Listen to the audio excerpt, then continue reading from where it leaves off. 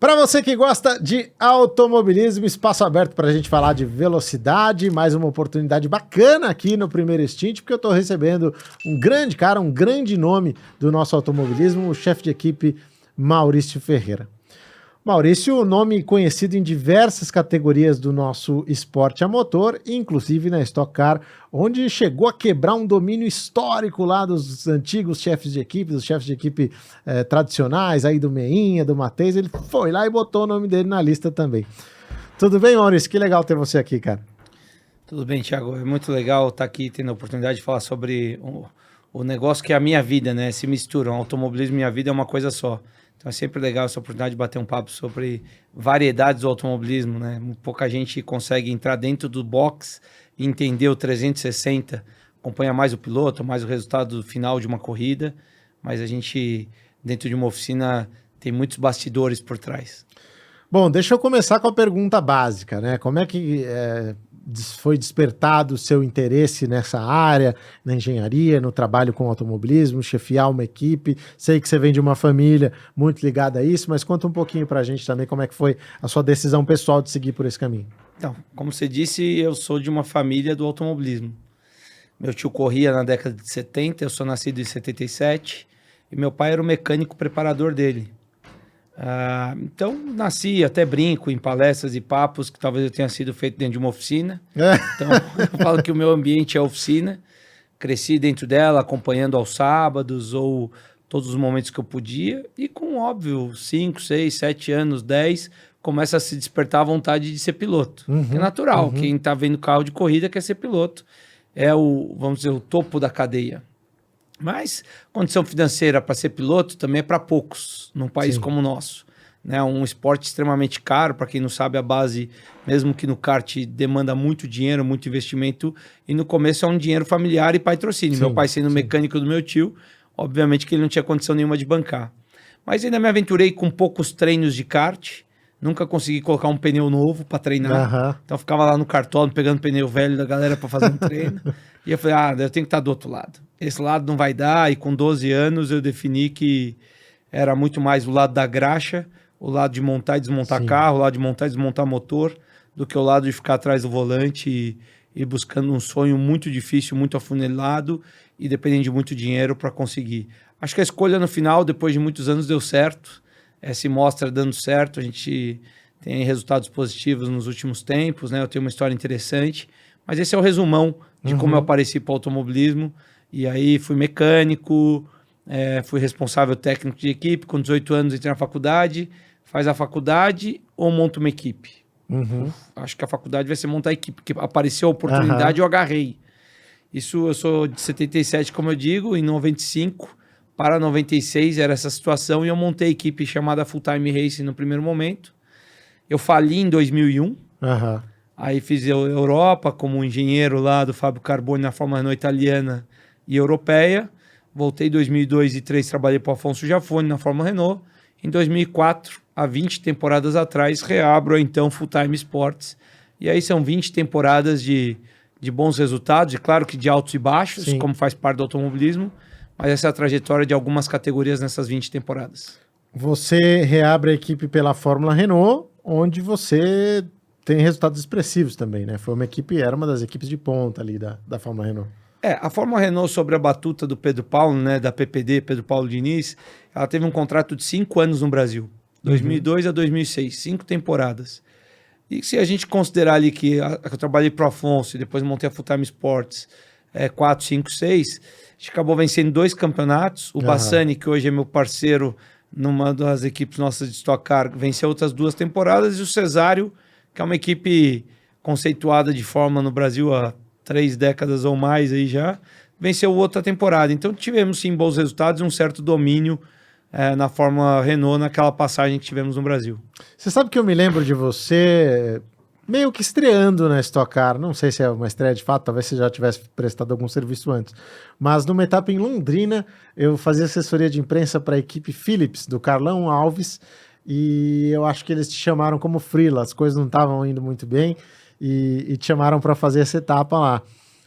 Você se lembra? Foi a primeira Me mesmo? lembro. Isso é 2008? 2004. 2004? 2004. É 4 esse ano? Caraca. Deve ter sido 4 a minha primeira participação na estoque principal, de fato, como um consultor ou como um técnico numa equipe. Por que eu digo a primeira de fato? Em 2003, antes de eu montar, 2004 foi o ano que eu montei a Full Time Sports. Eu não lembrava o ano, achei que era mais para frente. Mas 2003, quando eu trabalhei no Afonso Jafone, existia equipe de Stock Car lá dentro. Corria o André Jafone e o Pedro Gomes. O responsável técnico pela equipe era o Maurício Matos. Mas eu ia nas corridas para fazer rádio com o André Jafone. Então eu tinha ali eu era um consultor, um cara que fazia rádio, enfim, estratégia da hora de parar no box ou de passar, enfim, comunicar o piloto durante a corrida. Mas a primeira contratação, então, na estoque principal foi 2004 pelo Cardão, porque eu fazia, você tem razão, foi o ano que eu estrei na Light. Ai, olha só. Eu estrei na Light no final de 2004, então tive essa situação de na estoque principal ser o primeiro trabalho. Em 2005 e 2006, eu fiquei com a Valone na equipe Terra, com o Christian Fittipaldi, Maluí, Tarso Marcos, depois, enfim. E aí em 2007 eu abro a equipe na principal, depois de 4, 5, 6 na Light, né, extinta Light, hoje é a Series. Eu abro o primeiro ano de estoque principal em 2007 com Chico Serra e Daniel Landi. Foi uma época em que a Stock Car tinha briga de foice por vaga no grid, né? Você subiu com a equipe ou você conseguiu abrir? Como isso é o mais legal de tudo. E eu digo que não é um papo de coach ou um papo motivacional, um papo real, porque aconteceu de fato, a gente tem dados para mostrar e a história mesma conta isso, né? Então, o que aconteceu? Em 2007... a gente chegou a ter 51 carros inscritos numa corrida de Stock Car por mais de uma vez. Pré-classificação. E só largavam 38. Então 13 chegavam embora no sábado. Porém, das 38 vagas, eu acho que tinham 32 ou 34 garantidas. Sim, sim. Que tinham os caras que tinham garantidos pelo histórico de anos anteriores. Eu tinha o Chico Serra, que era garantido, e tinha o Daniel Landi, que vinha da Light comigo, não era garantido. Deixamos de correr umas 4 ou 5 etapas com o Daniel Landi, de ir embora para casa no sábado, que foi muito frustrante. E nós, por isso, não classificamos a equipe, porque foi o ano de corte das equipes. Né? De 2007 para 2008, se cortou as 16 primeiras equipes de Stock Car, mais a equipe campeã da Light. E a gente ficou, acho que em 18º ou 19º como equipe de principal, e vice-campeão como equipe da Light. Então, nós nem garantimos na principal e não classificamos por ter sido do vice, né? É como hoje você ficar em quinto na Série B do Campeonato Brasileiro. Você não sobe. E na outra a gente ficou em 18º, que você cai. Caiu. Então nós caímos de um lado e não subimos do outro. Que é o pior dos cenários. Mas isso nos ensinou demais. Foi muita resiliência, paciência. E para corroborar com isso, eu tive no final desse ano, na última etapa do ano, o dia mais triste da minha vida. Que é 9 de dezembro de 2007, que é o dia que a gente perde o Rafael Esperafico num acidente da Stock Light. Então foi muito um ano... divisor de águas, quando você fala assim de Stock Car. Fala, pô, será que eu não nasci para isso? Vou continuar, vou tentar, vou ficar na Light para classificar. Enfim, com algumas pessoas que eu conversei, entre elas o seu Zeca Jafone, foi um paizão naquele momento, me aconselhou a falar, cara, você não teve nada a ver com o acidente, você é um cara que tem futuro dentro do automobilismo, dentro da Stock Car, então segue sua vida. E aí a gente fez Stock Light só em 2008 com 4 carros e classificamos a equipe de novo, para daí sim... com a virada do carro também, do chassi de 2008 para 2009. Desde então, 15 temporadas agora, chegando ao final da 15ª temporada, 14 anos, sem interrupção e com... acho que a gente tem 38 ou 40 vitórias na Stock Car, algo assim, o número total. Metade delas só com Rubens, é verdade, que é expressivo, porque... isso que as pessoas não entendem. Elas somam e ligam muito. Full time é o Rubens é full time, mal e Rubens, mal. A coisa mais natural. Como eu vim para a equipe, como eu vim com a equipe para a estoque principal desde 2009 e o Rubens está com a gente desde 2013, temporadas inteiras, na verdade, se você parar para avaliar, nós tivemos apenas 4 temporadas iniciais sem o Rubens na equipe.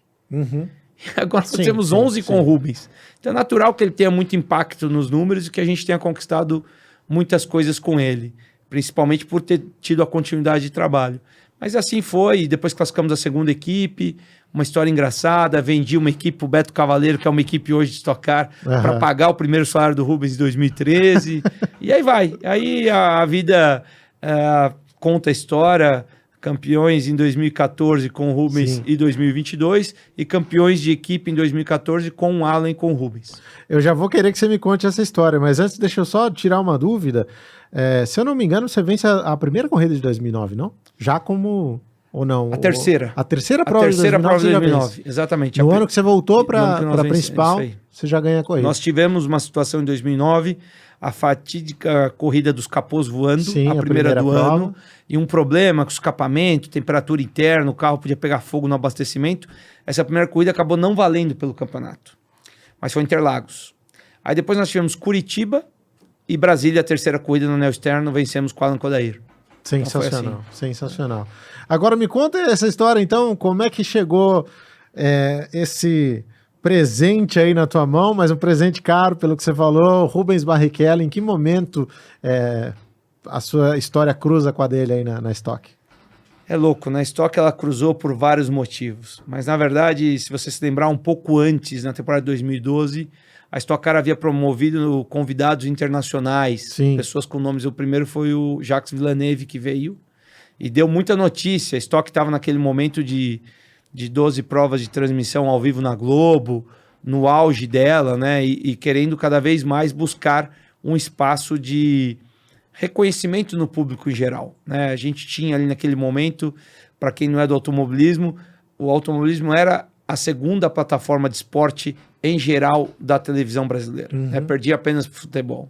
Então a gente, buscando esse espaço, a Stock Car tentou os pilotos de nome para poder crescer o esporte e a categoria, ou crescer dentro do esporte com a categoria. E nós tivemos um contratempo em 2012. O Marcos Gomes, então, foi pego no doping e ficou suspenso na segunda metade da temporada de 2012, por 6 corridas, 6 finais de semana dos 12 que nós praticávamos naquele ano. E isso, cara, foi um problema dentro da Medley. Nós éramos patrocinados por uma farmacêutica e um piloto pego no doping é sempre algo muito grave, não quer nem saber o que é. Ah, mas eu tomei uma Neosaldina. Ah, não interessa a Neosaldina, é doping e nós estamos numa empresa de saúde farmacêutica. E assim a gente teve quase que um rompimento de contrato no meio da temporada. Quase que a gente fecha a equipe no meio da temporada. A Medley me chamou e falou, cara, vamos fechar a equipe, vamos pagar a multa. Vocês não tem nada a ver com doping, mas nós queremos pagar a multa e encerrar agora. Eu voltei e falei, cara, não. Eu realmente, como vocês disseram, eu não tenho nada a ver com isso, meus mecânicos não têm nada a ver com isso, eu tenho um time, eu tenho pessoas, eu tenho famílias que dependem do patrocínio da equipe.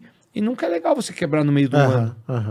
E vamos lembrar, para quem não conhece a Medley exatamente, nessa época ela já não pertencia mais ao Xande Negrão, que era um cara que dava para sentar e entender isso. Era de uma empresa francesa. Da Sanofi, exatamente. Já tinha mudado tudo. Já tinha mudado tudo. Então chamaram exatamente aos franceses, mandaram cortar. Bom, resumo da história, para encurtar um pouco. Eu falei, cara, e se do limão nós fizermos uma limonada? Os caras olharam para mim, o diretor de marketing, eu falei, como assim? Nós temos 6 corridas, nós podemos trazer 6 convidados, como veio o Villeneuve. Nós vamos explodir de audiência, de retorno, todo mundo vai esquecer o doping, e vamos dar muito retorno, e assim a gente termina o ano. O cara falou, pô, gostei da ideia. E aí, na oportunidade, eu escolhi 6 nomes. E entre um dos nomes escolhidos, dos 6, um era o Rubens Barrichello. Sim. Tinha na oportunidade a Bia Figueiredo, com o Indy, que era uma primeira mulher para correr na Stock, tinha o Lucas de Grassi, tinha o Nelson Piquet, tinha o Rubens Barrichello, tinha o Tony Canaan, tínhamos o Vitantunio Liuzzi, com quem eu tinha contato, que é um italianão super gente boa, piloto de Fórmula 1. Tínhamos o João Paulo Oliveira, que é um cara com uma carreira totalmente voltada no Japão e construída como opção. Tínhamos o Fábio Carboni, que é um piloto que eu tinha muito da minha base, que eu gostaria de testar e dar uma oportunidade naquele momento. Enfim, eu fui para a Medley com 8, 10 nomes e falei, ó, daqui a gente filtra 6 e vamos um final de semana com cada. Alguns tecnicamente, para nós testarmos, vocês me dão essa oportunidade, e outros com muita expressão do lado comercial. Eles mas nós não temos dinheiro para fazer isso, porque não temos um centavo para cachê de piloto nenhum. Caraca, mas tá ficando difícil, hein? E o dinheiro que a gente pagava pro Marquinho? Não, esse nós já cortamos. Falei, caraca, mas tá ficando ruim essa história. Mas enfim, aí eu voltei para casa, falei com o Rubens um pouco, o Rubens falou, cara, tem uma chance, vocês podem me pagar o cachê da corrida através do meu instituto. Meu instituto, que na época era Barrichello Canaan, em 2012, tá deficitário, vocês põem uma grana lá e eu faço a corrida. Como o Canaan Tony estava estava na lista, porra, Instituto Barrichello Canaan, vamos tentar fazer 2, pelo menos já com o dinheiro, que aí sai o dinheiro da Medley de outra área, não do marketing. Sai, né, exatamente do social, Então fazia sentido, voltei na média, eles, pode ser. Bom, arrumamos dinheiro para uma primeiro, vamos arrumar para duas, porque naquele ano o campeonato terminava em Interlagos, que era junto com a corrida do milhão, e a penúltima era Brasília, anel externo. Pô, toda a lógica, coloca o Tony no anel externo, tá acostumado com um oval, e coloca o Rubens Interlagos. Aí, pô, fechamos praticamente. Aí faltavam 4 corridas. Bom, depois eu vejo quem coloca nessas 4. Aí eu peguei, chamei o Rubens, tomar um café e tal. Falei, pô, Minha, por que você não faz mais uma? Uma só é muito pouco.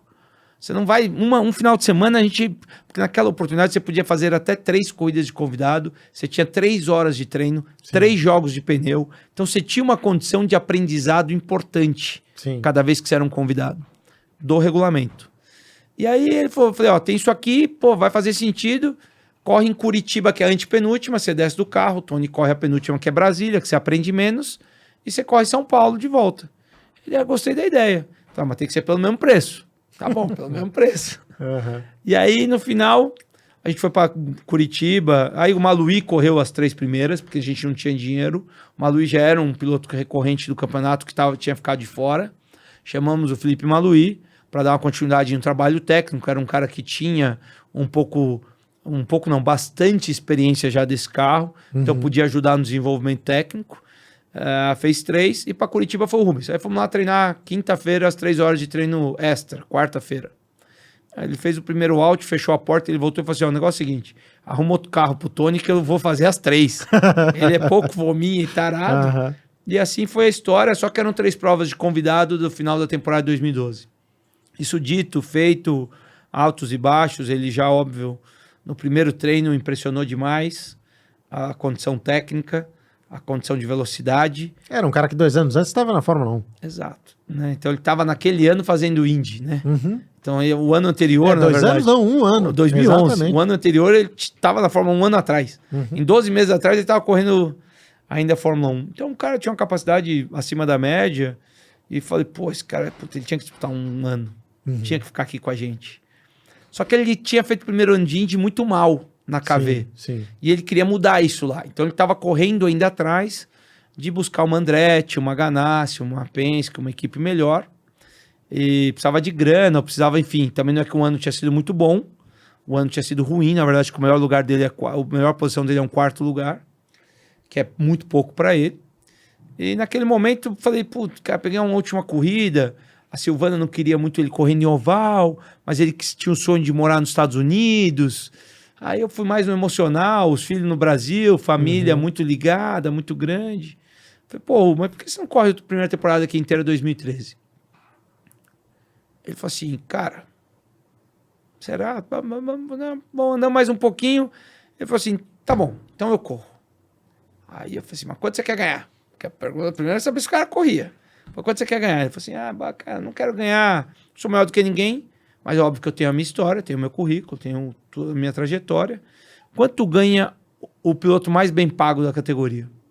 Naquele momento eu falei, olha, eu acho que é o Cacá Bueno, por acaso acaba de ser pentacampeão, acho que é ele.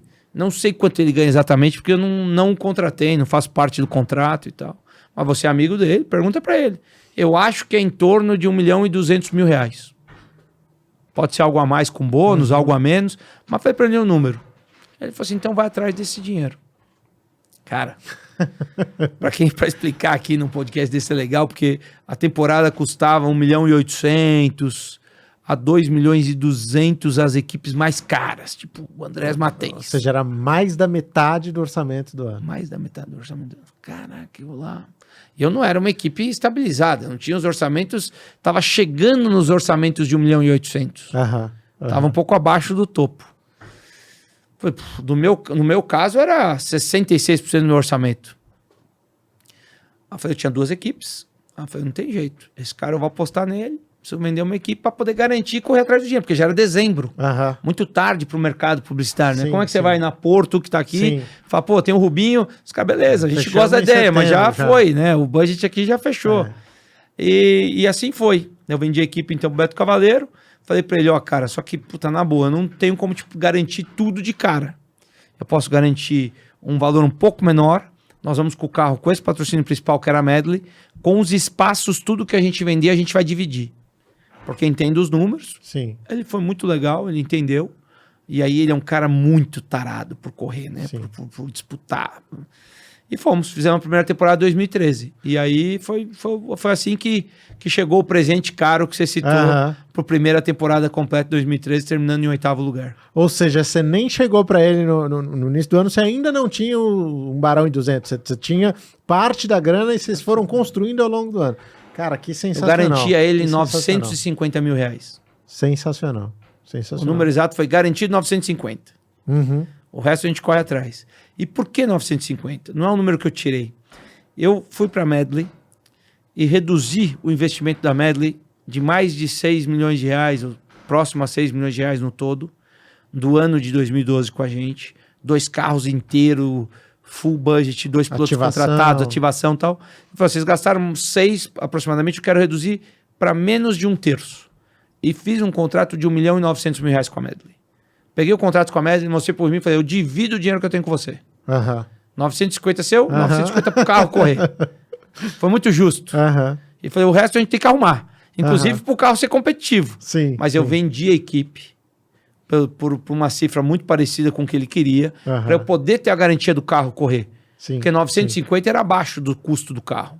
Então eu não podia deixar de pagar nenhuma conta. Já tinha esse histórico de ter deixado de pagar a conta do passado, já tinha falido. Falei, não, por isso eu não quero passar de novo. E foi uma opção, e assim eu fiz. E terminamos o campeonato. E aí no final do ano tem uma história muito legal da renovação para 2014, onde ele sai campeão. E óbvio que dali para frente mudou bastante o nosso histórico de patrocínio financeiro. Colhemos algumas dificuldades, mas sempre com um pouco mais de tranquilidade. Então me conta um pouco disso, porque 2013 não foi um ano fácil também, porque vocês conseguem atingir o que vocês precisavam, vocês conseguem cobrir o que precisava de grana, mas em pista ele vinha lutando para se adaptar, né? Tomava portada de todo lado, não estava habituado ao turismo. Em algum momento ali você chegou a ver que, putz, talvez não dê certo, talvez não seja o caminho. Thiago, a verdade é assim, né? Se você lembrar o histórico perfeito de 2013, como a gente passa, a gente fica com muito... Tem um ditado que diz que quem apanha lembra, quem bate esquece. Né? Então, como a gente apanhou realmente, a gente lembra de detalhes. Mas ele, logo na primeira parte do ano, em Salvador, alcança o seu primeiro pódio. Ele foi 2º lugar na Corrida de Salvador em rua. Onde demonstrou mais ainda a técnica dele. Porque corrida de rua... A técnica do piloto se sobressai, dá uma nivelada. E ele demonstrou ali. Mas ainda aprendendo, porque não são, a gente fala das manhas da Stock Car, mas as manhas de qualquer categoria que você participa, você precisa adquirir experiência nela. É da Stock Car, da Fórmula 1, da Fórmula 2, da Fórmula 3, do NASCAR, da Indy. Você precisa adquirir experiência dentro da categoria. Isso você não compra, você adquire. É um dos meus pilares de vida. Então, dentro esse prazo para ele adquirir a experiência, que foi 2013, nós tivemos alguns baixos também. A terceira etapa do ano, se eu não me engano, a terceira etapa do ano de 2013 é Tarumã. Ele luta com seu companheiro de equipe, Alceu Feldman, que corria com ele, por um 20º lugar na corrida, por 1 ponto. Na última volta, ele passa o Alceu numa enfiada na 9, a última curva de Tarumã, o Alceu ainda fica bravo, eles discutem no final da corrida, foi uma discussão acalorada, digamos assim, e você vê como estava difícil. Porque ele estava lutando por 1 ponto, por um 20º lugar na etapa 3 do ano. E se eu não me engano, Salvador é a próxima a outra que ele faz um pódio. Isso foi fundamental, porque ele também viu que dali para frente os riscos que nós tínhamos que comprar, algumas coisas que nós tínhamos que aprender, era para um outro lado. E já na segunda metade do ano, que é Cascavel, a primeira pole da história dele, foi Cascavel em 2013, a gente já estava mais competitivo. É bem verdade que ele faz a pole e nós perdemos essa corrida para o Marcos Gomes porque quebramos um pneu. Um pneu nosso quebrou, estourou o pneu. Acontecia muito em Cascavel. Acontecia muito em Cascavel. Então assim, nós fizemos a pole e tínhamos a condição de ganhar aquela corrida. Mas perdemos a corrida porque o pneu estourou, etc. Ou disputaríamos a corrida ali, primeiro ou segundo com o Marquinho. Faz parte do aprendizado, como eu digo, foi como adquirir a experiência. E tudo isso foi fundamental para o 2014, que também começamos o ano para baixo. O ano do título, a gente começa para baixo, segunda etapa, se eu não me engano, de Santa Cruz do Sul em 2014, a gente está em 20º. Aham. 18º, sofrido. Sim. Dali pra frente a gente vira uma chave e na quarta etapa do ano a gente repete Goiânia aquele ano. Faz a quarta etapa, uma etapa normal, e a quinta etapa a gente fica parado 45 dias e voltamos para a etapa do milhão, onde é a primeira vitória dele e a virada para disputar o título de 2014, exatamente nesse break, vamos chamar assim, que era um break importante tecnicamente para nós crescermos do quarto para o quinto final de semana em 2014. E se você somar 4 finais de semana em 2014, com 12 de 2013, com mais 3 de convidados, você vai encontrar 19 finais de semana para chegar à primeira vitória. Ele tinha tido seus pódios. Óbvio que em 2013 e 2012 a gente não tinha as rodadas duplas, nós não tínhamos corridas 2, né? Sim, sim. Começa a corrida 2 em 2014. Mas foi um histórico, foi um aprendizado Sim, e aprendemos muito juntos. Muito. Ele nos trouxe muitos procedimentos de equipe, de um conhecimento de 19 anos de Fórmula 1, onde os procedimentos e os protocolos são muito minuciosos. Sim. Mas aí me fala então como é que foi esse trabalho para 2014. Ele estava convencido a ficar, ele sentiu exatamente essas coisas que você viu, que os pontos altos foram muito bons e valia investir nisso. Como é que foi essa conversa? Você abriu o programa me apresentando e dizendo que a gente quebrou um histórico de 10, 11 temporadas do Matheus Meinha Matheus. E é um fato. Porque a última equipe sem ser os dois que havia ganho era 2003, o seu Irineu Boettiger com o Davi Mufato. De 4 a 2013, só deu essas duas equipes, Meinha Matheus e Matheus Meinha. Inclusive, alguns ganhando com o mesmo piloto, né? Sim, o Kaká sim. ganhou 2 vezes com o Meinha, 3 vezes com o Matheus. O Juliano Lossaco ganhou uma com cada, foi bicampeão. E assim foi. O Ricardinho Maurício ganhou uma com o Matheus e uma com o Meinha. Nesse intervalo, acho que o Ricardinho ainda não havia ganho com o Meinha, ganhou 13. Mas já havia ganho com o Matheus, enfim. E óbvio que passou na cabeça do Rubens o tipo, cara, pra ser campeão aqui é uma das duas, né? Igual hoje, Sim. sei lá, vamos pensar, Red Bull e Ferrari, ou Red Bull e Mercedes, pelo domínio das últimas temporadas, é Red Bull e Mercedes, né? Você pegar a Fórmula 1, ele falou, cara, não tô nem na Red Bull nem na Mercedes. Mas ele entendeu que talvez ele tivesse fazendo analogia à Fórmula 1 esse ano, uma Aston Martin, uma Brown de 2009, que pudesse apostar. E aí ele foi muito parceiro, ele não estava 100% convencido, mas eu também compartilhei de muita transparência a ele as dificuldades financeiras que nós tínhamos em 2013. Sim. Então a nossa vontade era assim, eu gostaria de ter 5 splitters dianteiros, ou 5 extratores traseiros, são 5 assoalhos dianteiros que tem parte da aerodinâmica do carro, do funcionamento e do traseiro. Só que isso é um investimento de, na época, sei lá, eram 30, 40, 50 mil reais. A gente não tem no orçamento. A gente fez um orçamento aqui, cara, com esforço da minha venda da equipe Beto, do seu esforço de ganhar um pouco menos, e mesmo assim não temos gordura. Ele falou assim, então vamos atrás do dinheiro. Quanto que os caras têm de orçamento? Eu falei, eu acho que é 2 milhões e 200. Vamos atrás de 2,200. Eu quero trabalhar para você ter os 2,200 e quero um ano com você com o mesmo dinheiro que eles.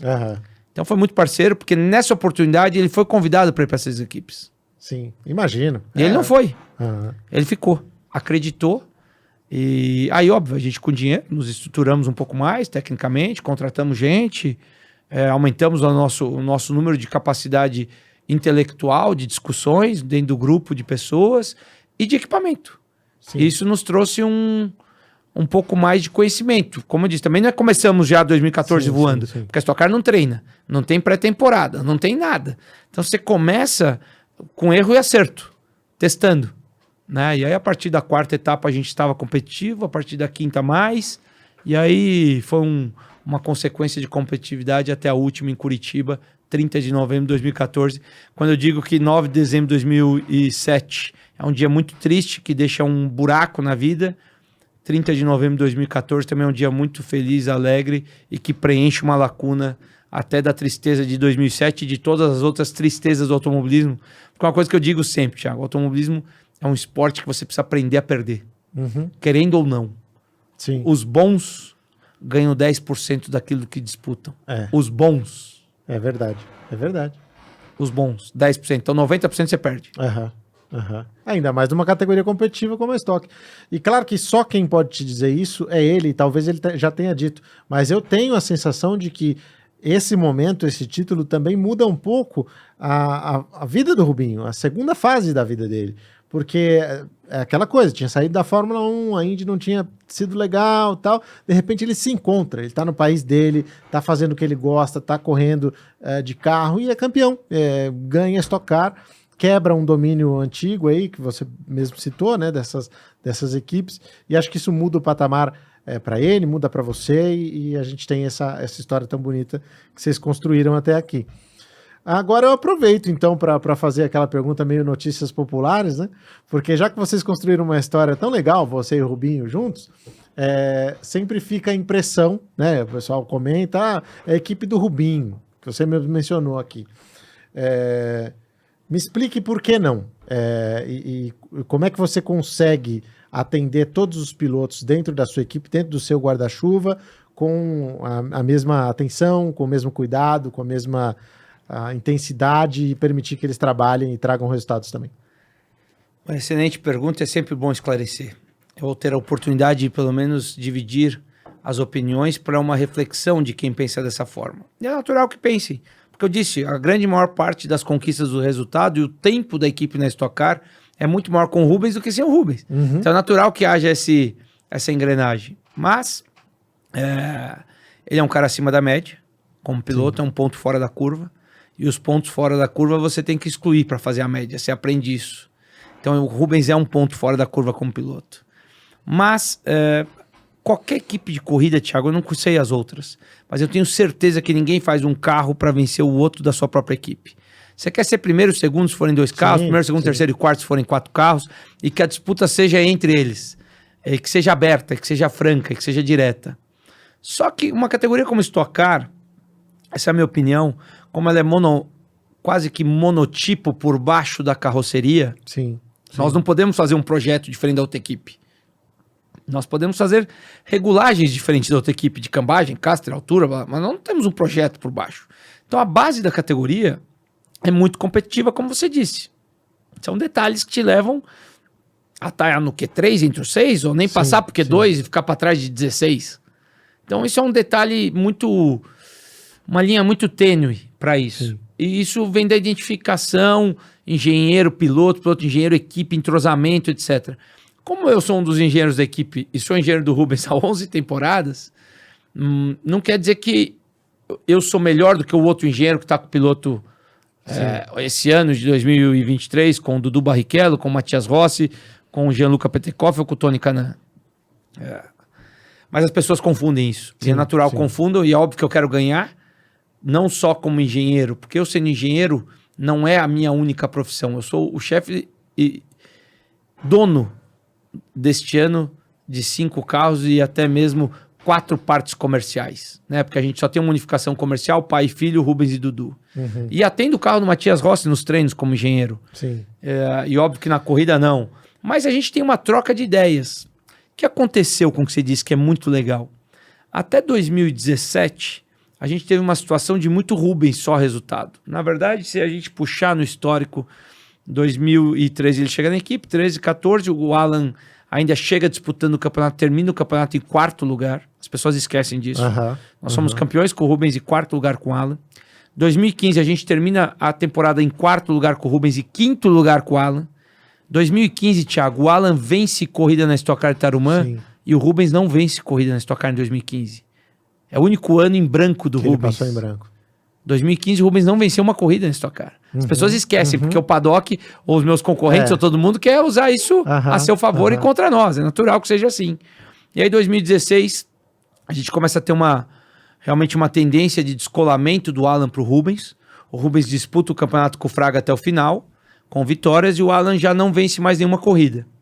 2017, a gente faz 6 carros de Stock Car, com muita dificuldade com os outros pilotos, porque chegam praticamente 5 pilotos novos numa equipe.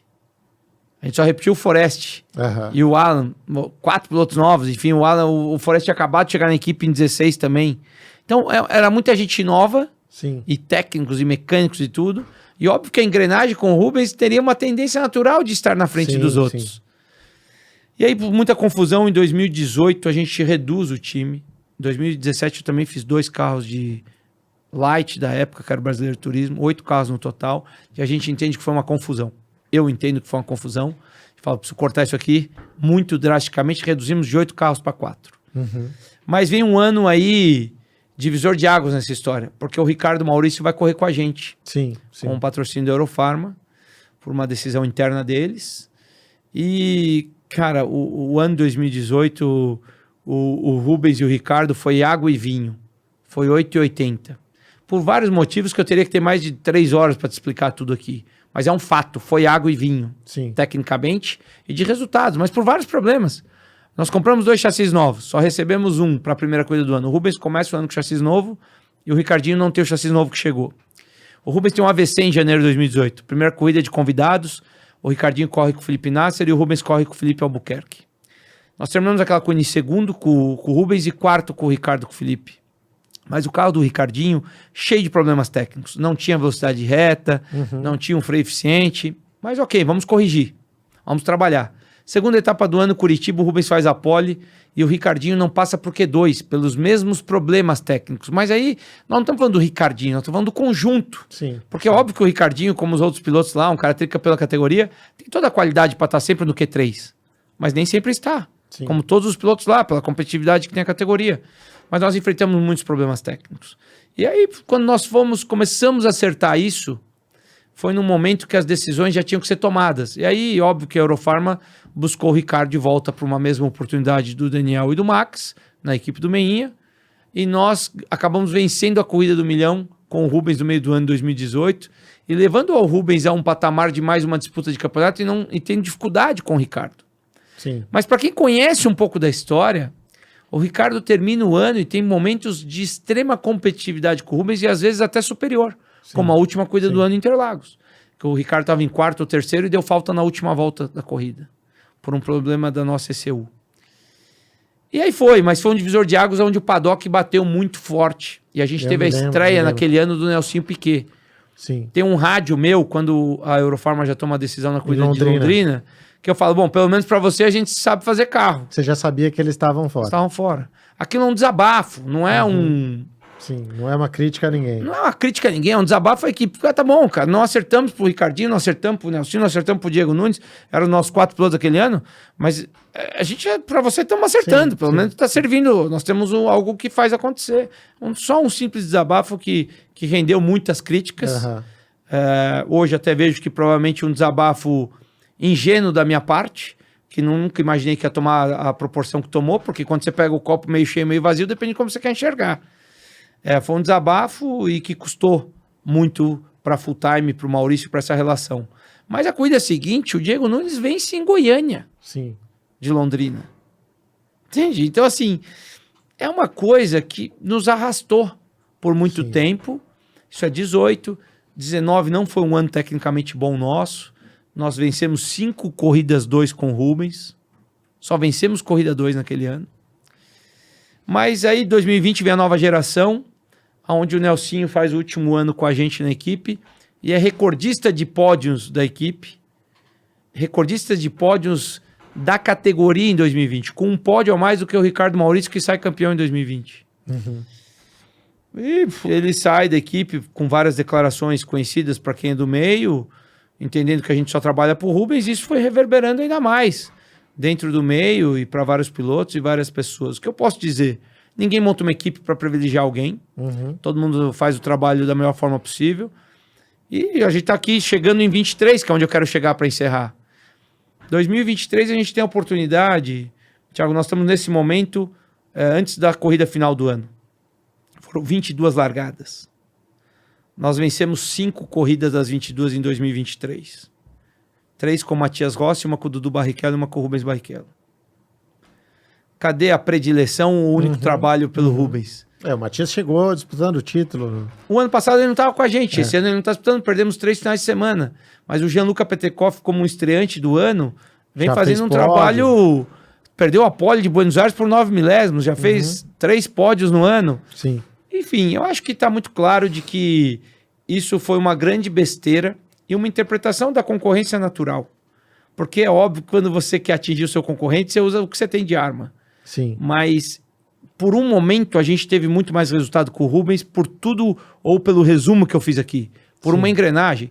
Mas hoje ele tem, inclusive, não sido o capitão da nossa equipe em 2023 na maior parte dos momentos. Capitão, que eu digo assim, o cara que está mais tempo à frente nos treinos, nas classificações, nas corridas.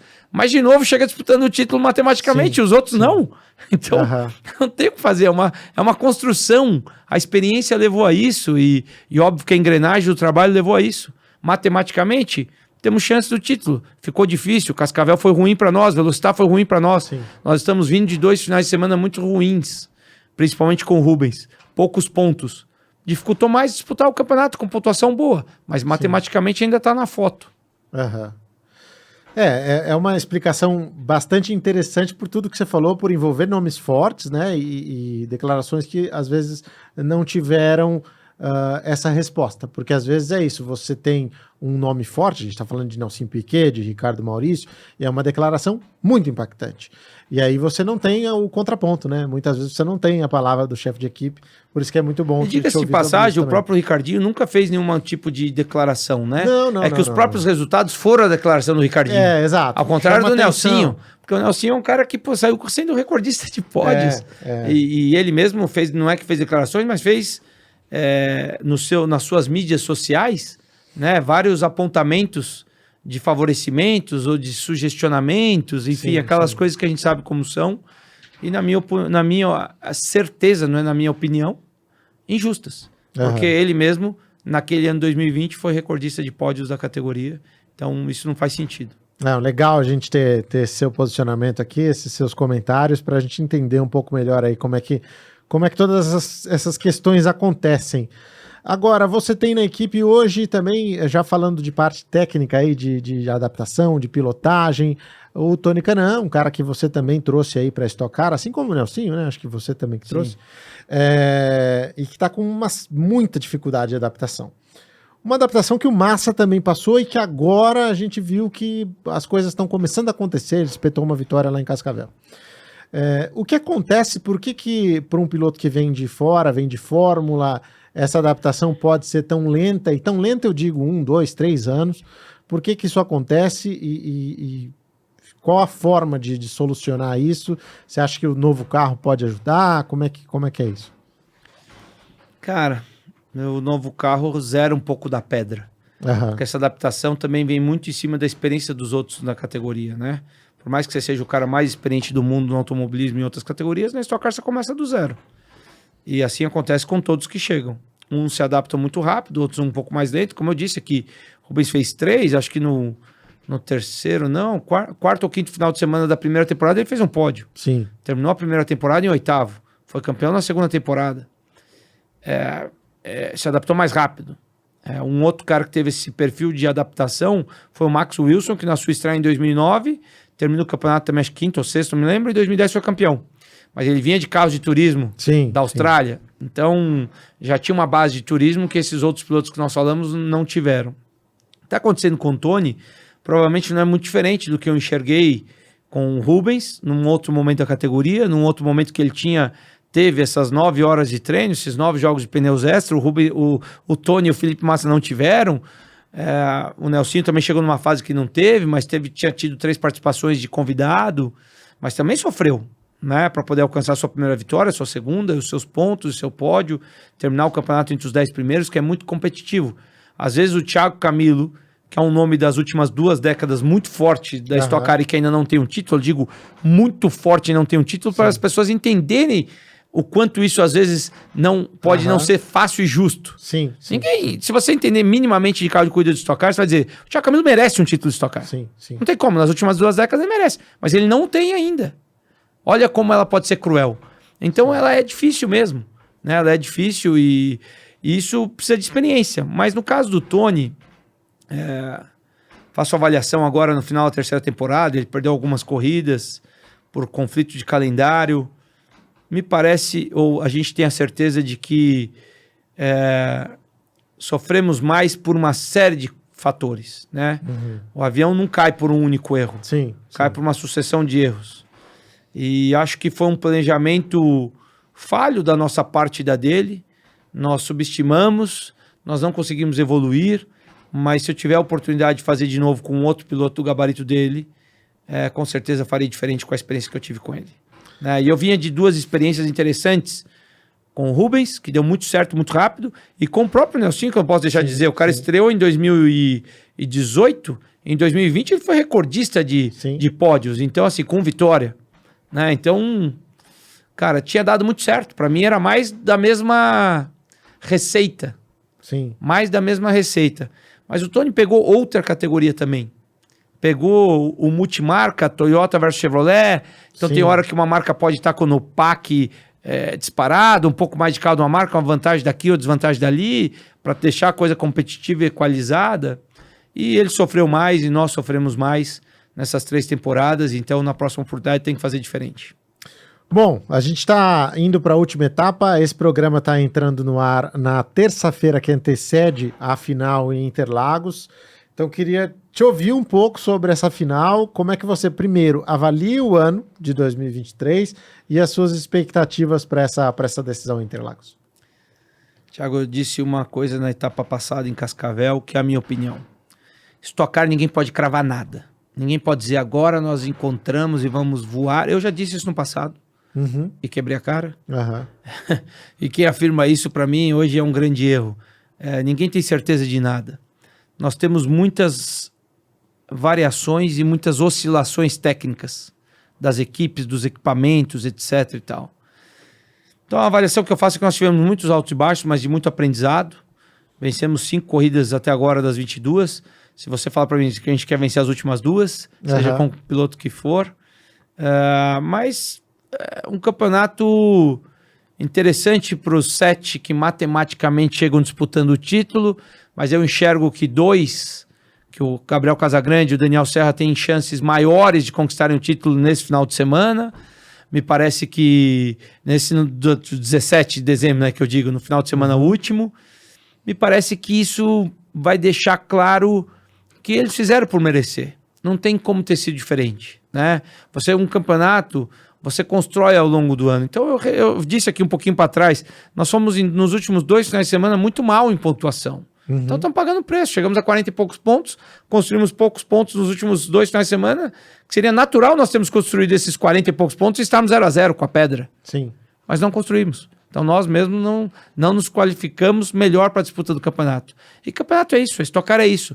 Mas mais um ano chegar disputando com o velhinho fora da curva, como eu chamo, de 51 anos de idade, ele tem 51 anos de idade, né? Então é um grande prazer. Campeão mais velho da história da Stock. É um grande prazer, um grande barato. A gente está disputando mais uma vez com essa molecada e assim sucessivamente deve acontecer nos próximos anos. Foi um grande barato estar trabalhando com 2 meninos jovens como o Jean e o Dudu. Isso me motivou demais. Dudu também um crescimento muito rápido. Muito rápido, uma adaptação muito boa. Nos motivou demais e me motiva como muito, porque eu sou um cara de equipe de base de fórmula. Gostava de pegar os moleques saindo do kart. Stock Car é um pouco diferente. Acho que foi um grande aprendizado, uma temporada que a gente cresceu, inclusive com a certeza de que no ano que vem não teremos 5 carros. O máximo que teremos é 4 carros. Isso aconteceu em função de um planejamento que aconteceu tardio, com a história de pai e filho. Um grande barato ter estreado isso, histórico, e isso vai ficando para o resto da vida, porque é o que você tem da vida, são as suas passagens, as suas histórias, e construímos mais uma em 2023, onde tivemos pai e filho como companheiros de equipe, com o sobrenome Barrichello, que é um sobrenome gigante do automobilismo, e numa temporada que os 2 venceram corrida. Então isso fica na nossa história, fica no nosso currículo, fica no currículo de cada colaborador da Full Time de 2023, e que isso tenha nos demonstrado e ensinado um monte para 2024. Direto a gente tá vendo os 2 se pegando aí na pista, né? Um enroscando com o outro ali, pelo menos disputando posição. Como é que você fica lá no box quando você vê isso acontecer? É mais tranquilo, porque a gente sabe que eles vão se pegar, mas vão se proteger.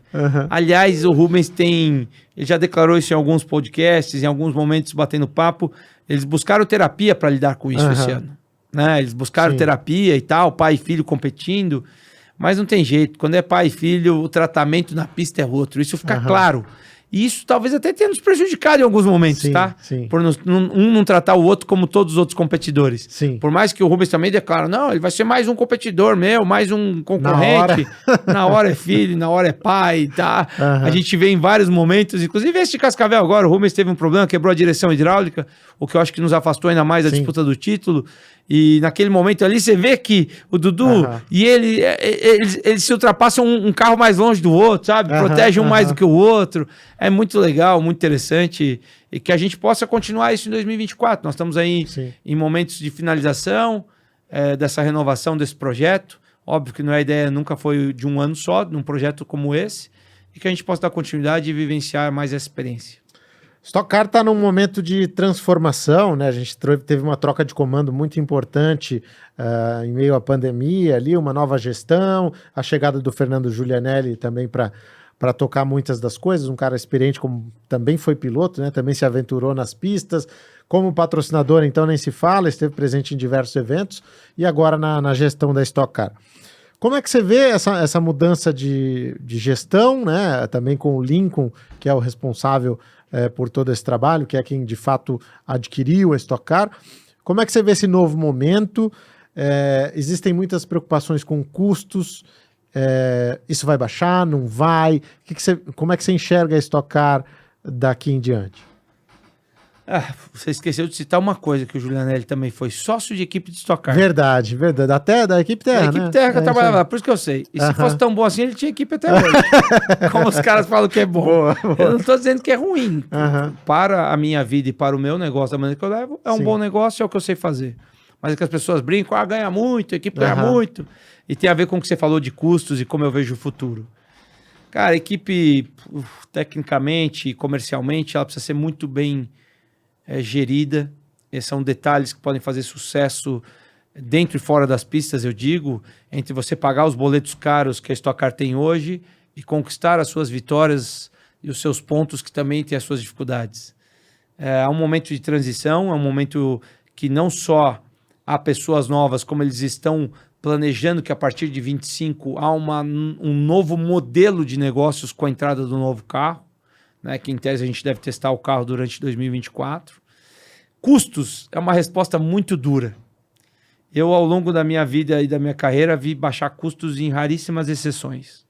Né, eu tenho 20 temporadas com Full Time Sport, mais 6 temporadas com Full Time Racing, são 26, fiz gestão de mais 2 anos para Afonso Jafone, 28 temporadas, enfim, daqui a 30 temporadas de automobilismo, fora as que eu vivi dentro da equipe do meu pai, da equipe do meu tio, com meu pai trabalhando lá. E raríssimas exceções nos últimos 30 anos eu vi baixar custo. Teve que ser algo muito austero, algo muito claro do organizador, do promotor, das equipes se juntarem, como aconteceu recentemente pela pandemia. Nós baixamos custos, mas baixamos porque fizemos 12 finais de semana 8, porque diminuímos a quantidade de pessoas na equipe e controlamos bem isso.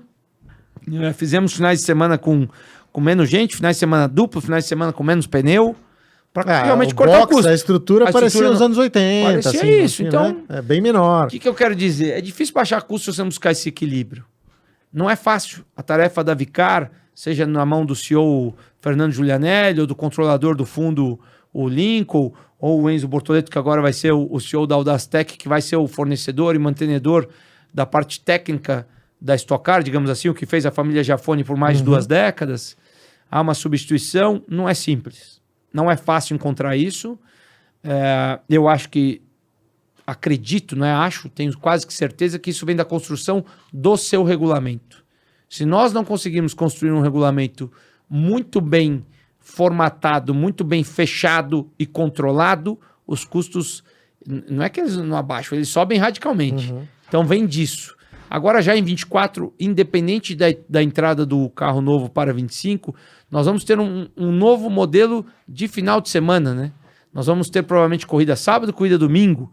Isso já é de conhecimento público, né? Há uma mudança. O que por si só, dependendo de como se escrever, já pode aumentar os custos. Fora a inflação que nós temos de ano a ano e que faz parte do IPCA de 5%, ou de 7%, ou de 8%, ou de 3%, enfim. Mas eu não acredito. Eu acredito que para baixarmos custo, que seria o caminho natural, eu acho que a Stock Car hoje é uma categoria muito cara. Teríamos que pelo menos não baixar, mas não subir, que já é abaixar pela inflação. precisamos ser austeros. E a gente tem trabalhado, ou pelo menos conversado nessa linha, para que a gente possa segurar os custos da categoria nos próximos anos.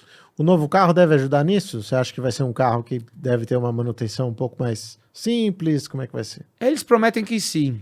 Eles dizem que sim. Na verdade, essa certeza a gente só vai ter quando começarmos a adquirir a experiência com ele. Uhum. Esse carro de 2009, o projeto de 2009, que está à base do projeto de 2009, de 2008, que entrou em 2009 até hoje, tiveram 2 itens que eu gosto de citar em todos os momentos, que para mim foram itens fantásticos de custo-benefício. O câmbio e os amortecedores. Uhum.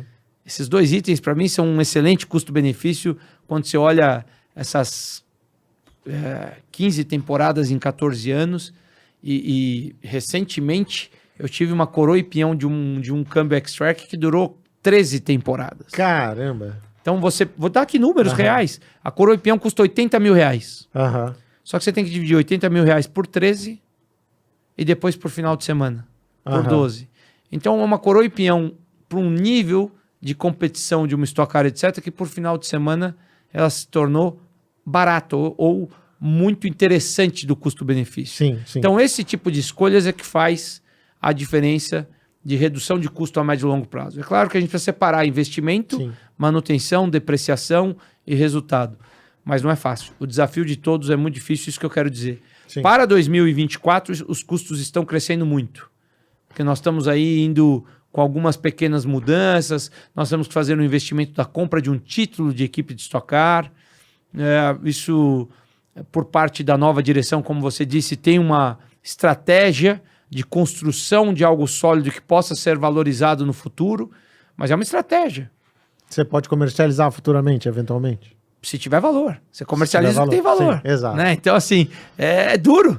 Né? É duro, é uma estratégia que eu entendo, mas ela precisa dar certo, ela precisa ser eficiente. Sim. A gente está lá para apoiar aquilo que a gente acredita e para dividir as bolas que a gente não acredita. É uma discussão, tem que haver isso, né? Então, eu não posso me queixar de nada do que a Stock Car me deu nas últimas 20 temporadas. Ao contrário, só tenho que agradecer dentro e fora das pistas. Né? Eu posso dizer que em 2 décadas nós somos a equipe da Stock Light ou da Stock Principal ou da Pickup que fizemos em 2008 ou qualquer passagem que tivemos com coisas muito positivas, mas com muito aprendizado. Então, eu sei bem dessa oscilação também de negócio. Sim. Né? Depende muito do que você faz, mas hoje eu tenho um pouco de experiência adquirida nisso para fazer ou tentar sempre fazer o próximo passo melhor. E esse é o objetivo como full-time e de aconselhar o grupo inteiro, todas as outras equipes e o próprio gestor, né, que hoje eles também estão aí na pele com a equipe KTF há alguns anos, então eles conhecem bem os números, eles sabem bem o desafio que nós temos do lado de cá. E em cima disso, até pelo seu relacionamento com todas as outras equipes, pela sua posição também de trocar essas ideias, você considera hoje o evento saudável? Ele é saudável / sustentável? Você acha que no formato que ele está hoje tá bom, tá funcionando? De novo, quando eu olho isso, eu procuro excluir as pontas, olhar uma média, olhar uma realidade de mercado. Não vou citar aqui nomes para não ser indelicado. Mas na vida sempre tem gente que está mais apertado do que outros. Tem gente que está mais sobrando, que ganhou mais e ganha menos, e faz parte da vida de qualquer negócio, qualquer segmento, provavelmente. É que meu único segmento é o motorsport, então é automobilismo. Mas, Thiago, é um desafio muito grande. Está custando muito. Nós precisamos melhorar essa curva, nós precisamos baixar custos. Essa é a minha opinião. A gente precisa controlar melhor e construir melhor um regulamento. Se nós não construirmos e depois controlarmos melhor um regulamento, os custos sobem absurdamente. E nós estamos passando por esse momento. Então, é uma fase aí que quando a gente fala em controlar e construir, envolve também a Confederação Brasileira de Automobilismo, que tem que ter uma participação nisso. Sim. Né? Então, é importante isso. Né? A gente está num momento delicado, eu diria. Para a full-time, para o Maurício, com certeza é um bom negócio. Tem sido um bom negócio ao longo, se você puxa 5 anos para trás, 10 anos para trás, 15 ou 20, positivo. Esse de 2023, positivo. Mas não foram todos positivos. E faz parte de qualquer negócio, né? Se você se tornou um empresário, um empreendedor, você não é um colaborador, onde você está só ganhando a sua remuneração anual. Faz parte do risco. Mas estou começando a achar que a gente precisa tomar cuidado para esse risco não virar balança. No final, é isso que eu quero te responder. Eu acho que o negócio está bom para a minoria, não para a maioria. E o negócio bom é aquele que é bom para a maioria. Acho que essa é uma resposta boa que eu posso te dar com dados. E eu, de novo, esse ano estamos com 5 carros, são 2 equipes e meia. Vamos excluir um quinto carro. O pior carro nosso, vamos excluir comercialmente. Temos outros 4, 2 equipes.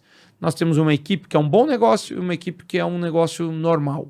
Um negócio que, pelo risco, talvez você já tenha que pensar ou repensar. Quando você olha o todo, é positivo. Sim. Mas dentro de casa nós já temos esse exemplo com quem eu converso abertamente, com todas as outras equipes, cito esse exemplo com as outras equipes e diretamente com o Fernando Giulianelli, muito. Imagine se você tivesse só aquela. Então, realmente, é um ponto a ser trabalhado e ser discutido. Exatamente isso que a gente pensa, mas eles estão prometendo, têm os conhecimentos, têm o conhecimento de causa, né, digamos, porque estão participando, estão apoiando, estão fazendo, estão sendo equipe nos últimos anos, uma melhora para todos nós e que o negócio fique melhor. Tive a oportunidade de conversar com o Lincoln sobre isso há 2 anos atrás, quando ele recém adquiriu a Vicar. Ele me disse que os planos dele são audaciosos, são realmente para valorizar muito mais uma equipe de corrida, por isso aí o formato, a formatação da compra ou de um título de dono de equipe, ou de vagas, ou de nome que seja, um certificado, mas precisa ter valor, né? Hoje um fato é assim, nós temos 17 equipes que poderiam estar no grid, nós temos 34 carros no grid, e a realidade média de 2023 foram 30. Então já temos 4 parados. Tá aí já um recado. Sim. Tá um recado aí. Na minha opinião, isso é um recado. Se nós tivéssemos os 34 correndo todas as corridas e com mais gente querendo entrar, seria um outro recado. Ah, mas a gente acha que 34 é até muito. Tá bom, mas os 34 já existem. E eles não foram operacionalizados todos os finais de semana. Né? Teve equipes que... Nós somos uma equipe que deixamos de correr em 3 finais de semana com o Matias por conflito de datas, não por dificuldades comerciais. Mas teve equipe que deixou o carro parado por dificuldades comerciais. Não encontrou comprador. E os outros 3 carros que nem foram à pista em nenhum momento no ano, nem sequer foram executados para uma etapa. Então a realidade é assim, grid máximo 31, grid mínimo 29, mas a média foi 30, o que é um excelente grid para o mundo. Stock Car está muito bem. Mas temos que atentar de que talvez, se nós melhorarmos um pouquinho o negócio, quem sabe a gente não volta a ter uma consistência, uma média de negócio maior, como eu disse aqui. A maioria satisfeito com o negócio. É isso. É isso, Maurício. Cara, queria te agradecer aqui pela presença no programa. Acho que deu um panorama muito legal, uma visão diferente, né? Uma visão do outro lado da Stock Car, de um chefe de equipe e de alguém que trabalha tanto para fazer o negócio girar aí e o espetáculo cada vez melhor. Obrigado mesmo. Eu que agradeço a oportunidade, é sempre um grande barato estar falando sobre isso, estar contando um pouco de como funciona por trás, os desafios da equipe.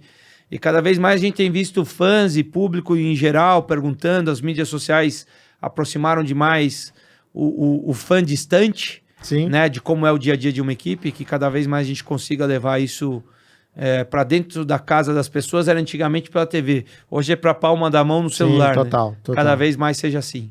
Total. É isso, obrigado mesmo. E a você que acompanhou com a gente aí também, quero te pedir, deixa o seu like, deixa o seu comentário, tem alguma dúvida, acha que alguma coisa não ficou ainda esclarecida, passa para o Maurício também, manda lá para a assessoria dele e a gente vai trocando essa ideia, tá bom? Não se esqueça de se inscrever no canal, caso não tenha feito isso ainda, porque ajuda bastante a gente aqui a trazer cada vez mais convidados especiais e também manter esse trabalho durante mais tempo, tá bom? Da minha parte, um grande abraço e até a próxima. Tchau!